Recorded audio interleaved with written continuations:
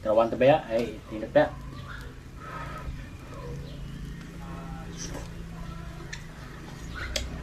Hmm.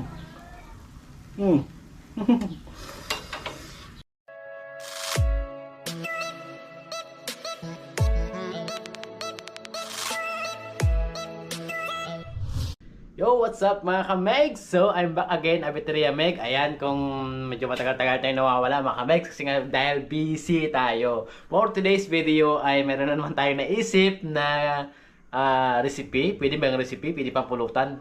Lahat na mga ka-Megs. Ito, papakita ko lang, no? Ayan, no? Ayan, nakita niyo ba yan? Yan. Nakita niyo yan? Nakita niyo yan? Nakita niyo yan? Nantawa niyo! Ha? So, tawan ko mga idea mga kamegs Siyempre, bago yan lahat mga kamegs, kung gusto nyo pumunta ng Mararison Island, yan. Ito pa, pakita ko sa inyo. Ayan o. Ayan, yung island namin ito.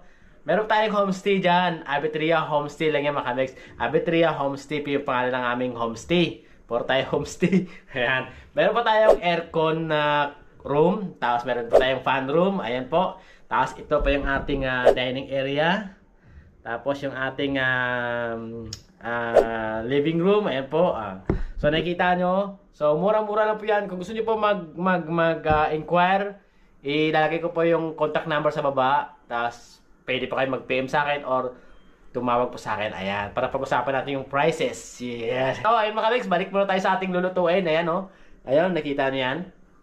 Meron tayong gagawin mga kamigs. So, siyempre hindi ko sasabihin, panoorin nyo na lang hanggang dulo para masubaybayan nyo kung anong gagawin ko. Alright, let's go! So mga kamigs, ito na yung ating isaw. Ayan po, ito po yung isaw ng baka. Ayan. Nalaga na ito mga kamigs, no? Ito, medyo mahaba-haba yan. No, ayan o. Ayan, malaki mga kamigs, oh. Wow, sarap na ito. Siyempre, gagawin natin yung mga kamigs ay slice lang natin yan. Kasi nga, pang ay! Muntik na ako madulas na. Slice yun talaga mga kamigs, So siguro may idea na kung ano yung mukha kay mga kamex. Medyo awat iba.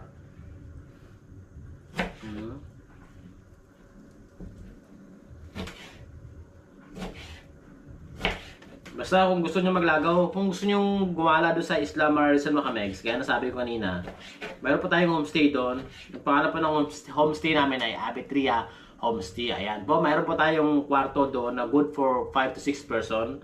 Aircon po siya mga kamex. Tapos mayroon tayong fan room doon, good for 2 to 3 person. So, meron tayong dalawang fan room at isang aircon po. Ayan. Malapit po tayo sa beach mga kamex, mga walking distance lang. So, kung gusto niyo pong gumala doon at baka mapadpad kayo doon sa Mararison, so pwede po kayong pumunta doon sa bahay namin. Ayan. Abiteria Homestay po. Ayan. At siyempre, pag-usapan natin yung magiging presyo niyan. At willing naman po kami magbigay ng discount pag nakadepende po yan sa ating pag-uusap. Alright. At sinisigurado ko po mga kamex, talagang mawiwili kayo doon. Kasi ang ganda ng isla namin, talagang virgin na virgin island siya mga kamex. Lahat ng mapupunta doon talagang bumabalik-balik mga kamex. Kasi talagang tahimik. Talagang gusto mong mag-relax. Masyadong masakit yung ulo mo. Gusto mong mag-relax. Pumunta ka lang doon, tumalong ka sa bundok. Talagang peace.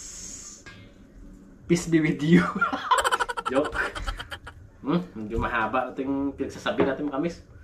Haba nito. Hindi ko alam kung ubusin ko ba to. Kasi masyadong marami mga kamis. Baka hindi ko na maubos kung kainin to. Kasi ako lang naman mag-isa kakain pa mga kamis. So, meron akong gagawin. Ito. Hatiin ko lang siya. Yan. So, pwede na yan mga kamis. Marami na yan. Hindi ko na maubos yan. So, meron pa tayong ito pa oh. So, nakadepende rin to sa magiging sitwasyon mamaya o anong patutunguhan nito. So ayun mga kamegs, at gagawin natin to ay siyempre may idea na kayo anong gagawin natin to. Gagawin po nating barbecue. Ayan. Isaw po ng baka to mga kamegs. So binili ko ng halagang 260. Mahigit 1 kilo kasi ito mga kamegs. So gawin natin siyang barbecue. So first time ko po itong matitikman mga kamegs. Naisip ko lang, pumasok lang sa kukuti ko kagabi. Ito, try natin. Kung masarap ba siya mga kamegs. Siyempre bago ang lahat, mamarinate muna natin yan at maglilingas muna tayo ng uling. So baka hindi ko na may papakita mga kamegs. Papakita ko na lang mamaya kapag nag-i-start na ako mag-barbecue. Alright, let's go! At atin nang ilalagay yung ating barbecue na isaw. Isaw po yan. Yan. O, di ba? Ang lalaki. Ha? Masaya dito mga kamegs. Lahat nagkakantahan, nagbibidyokihan. Lahat na sila swinger. So, ayan mga kamegs. So, wow. Ano masasabi nyo dyan, ha? Isaw yan, isaw. Lagyan natin ng kunting mantika para suwabe. Alright, baby. Sige lang, huwag na kayo magpa-music para hindi na tayo makapiright. Makamix oh. Wow. Di ba? Sino bang di matatakam nito? Sarap nito makamix. Isaw, minarinate ko muna to sa ketchup toyo. Saglitan lang. Tapos baliktarin muna natin makamix. Ayan. Wow. Ang kagandahan nito makamix ay masarap talaga siyang ihawin para tumagas yung kanyang mga taba-taba ba. 'Di ba? So, less tayo sa sibo makamix kasi nga tumagas na yung kanyang mga taba-taba. Di katulad ng ginawa mong adobo to makamix. Naku po, lahat ng sebo niya ayan doon. Grabe makamix oh. Tingnan nyo naman makamix oh. Wow. Shit. Yan oh. Wow. Paparami kain natin ito makamix. Ay grabe, nauusukan ako makamix. Pero syempre talagang naramdam ko yung amoy makamix. Amoy na amoy ko yung amoy niya makamix. Talagang masarap. Mapaparami ang kain natin ito. Tapos sa tingin ko masarap dito suka na may sili. Wow naman makamix. Iingitin ko na naman kayo. Ang sarap-sarap naman nito.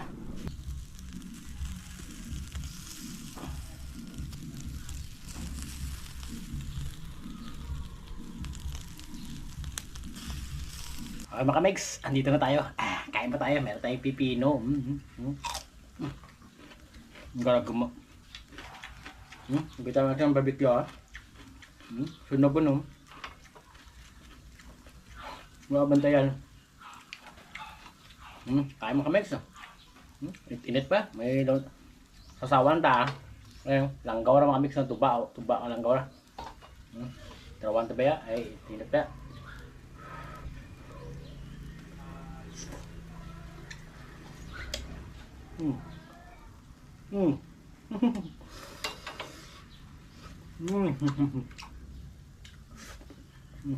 Grabe. Amat.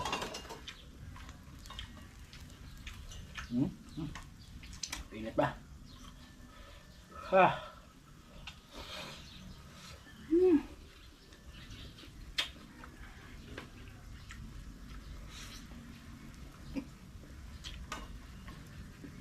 Namat tayo barbecue.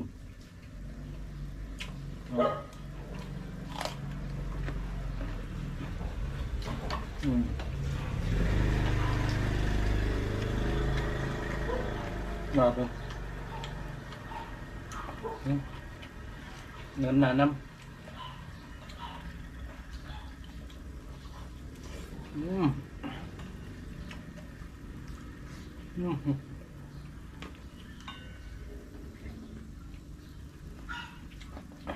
Malas ba? Ang namin ay makamay. Matagas ng sibo ba? Pinaka-tambak na, tagas. Pag inbuog mo, tagas mga mix. So, the best kita.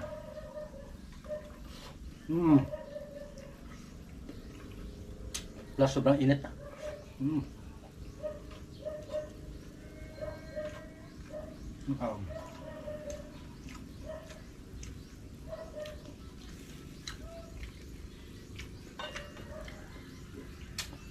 Namit. Nanam-nanam.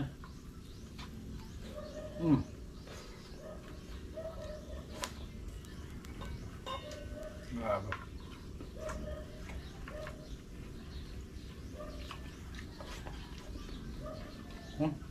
Pipino.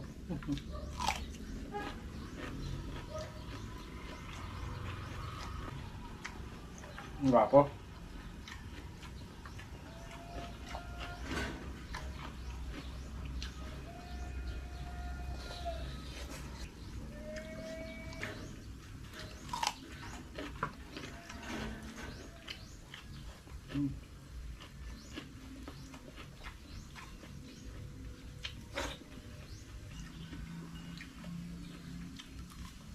Crispy.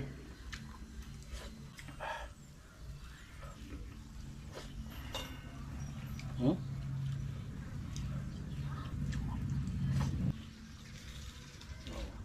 Silit pa. Hmm?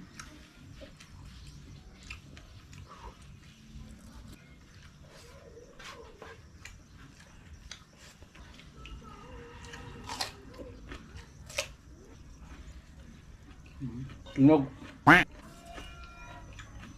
Durog isda kalibad.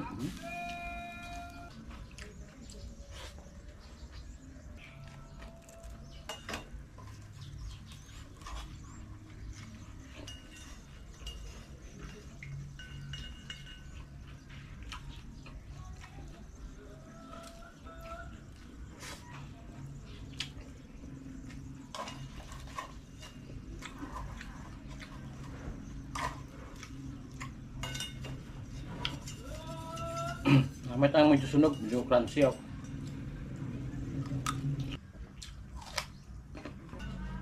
Namit. Nanam, dami gatas ako.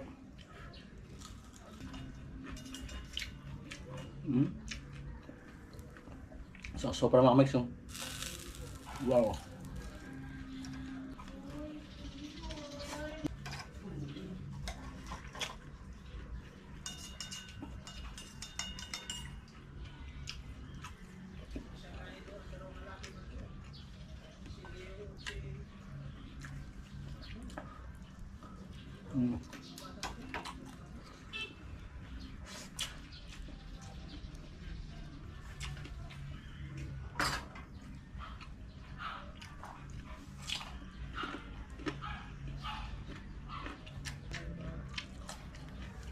So mga megs, nakita nyo, hindi ko ito naubos, marami pa.